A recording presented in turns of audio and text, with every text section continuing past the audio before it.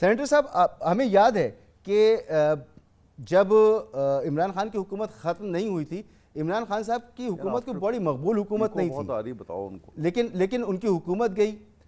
وہ مقبول ہونا شروع ہوئے، پھر جتنے اقدامات ہو رہے ہیں، یہ بات احمد اویس صاحب فرما رہے ہیں، آپ لوگ اس بات کو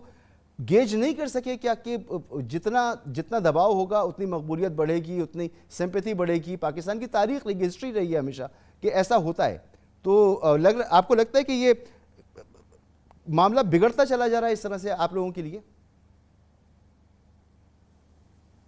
دیکھیں، بات یہ ہے کہ ہم تو اس بات کو کنٹرول نہیں کر سکتے نا کہ عمران خان صاحب کیا کرتے ہیں یا ان کی پارٹی کے لوگ کیا کرتے ہیں، اور جب ان کو نہیں کنٹرول کر سکتے جو پھر ری ایکشن آئے گا اس کو بھی ہم نہیں کر سکتے کنٹرول۔ تو ان کو یہ جو کارنامہ انہوں نے 9 مئی کو انجام دیا ہے، اس کارنامے کا جو ہے وہ فال آؤٹ ہی برداشت کریں گے نا۔ مطلب ہر انسان اپنے کاموں کا ذمہ دار ہے، اچھا اور برا، تو یہ بھی اپنے ہی کاموں کے ذمہ دار ہیں۔ اب یا تو ہم سے پوچھ کے گئے ہوتے تو ہم ان کو بتاتے کہ کیا کرنا چاہیے تھا، کیا نہیں کرنا چاہیے تھا، یہ تو خود اپنا انہوں نے کیا نا۔ تو اب اس کی جو فال آؤٹ ہے اس کو یہ ہم پہ کر رہے ہیں کہ جی بھائی ہمارا کیا قصور ہے، ہم 9 مئی والے نہیں، ہم وہ آپ پہ نہیں کہہ رہے، وہ کہہ رہے کہ آپ لوگوں کو اس وقت اگر کیمپین میں مشکلات کا سامنا ہو رہا ہے تو اس کی بنیادی وجہ یہ ہے کہ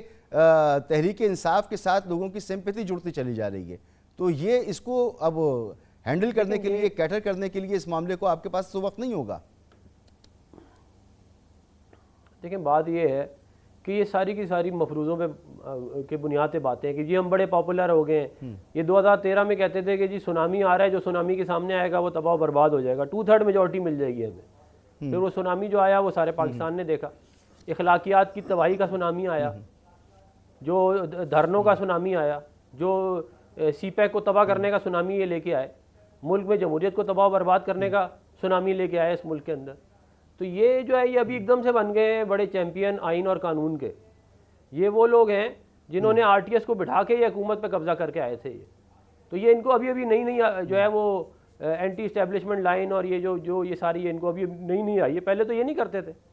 اور یہ روزانہ ان کا لیڈر جو ہے وہ کہتا ہے میں بات کرنے کے لیے تیار ہوں۔ بھئی آپ کیوں بات کرنے، آپ تو کہیں میں تو عوام سے بات کروں گا اپنی، آپ کیوں کسی سے بات کرنے کے لیے تیار ہیں؟ اور پھر یہ کرپشن کی جو بار بار بات کرتے ہیں، یہ جو 190 ملین پاؤنڈ کا کارنامہ انجام دیا ہے انہوں نے کہ ٹرسٹ کے بنائی، اس کے اندر زمین لے لی اور اس کے عوض جو بزنس مین کو 190 ملین پاؤنڈ دے دیے، یہ پیسہ بنا، یہ کرپشن ہی نہیں ہے ان کی، یہ ثواب کا کام کیا ہے انہوں نے، یہ کیونکہ یہ اس کو کرپشن سمجھتے ہی نہیں۔ آپ لوگ سیاسی مخالفین ہیں نا،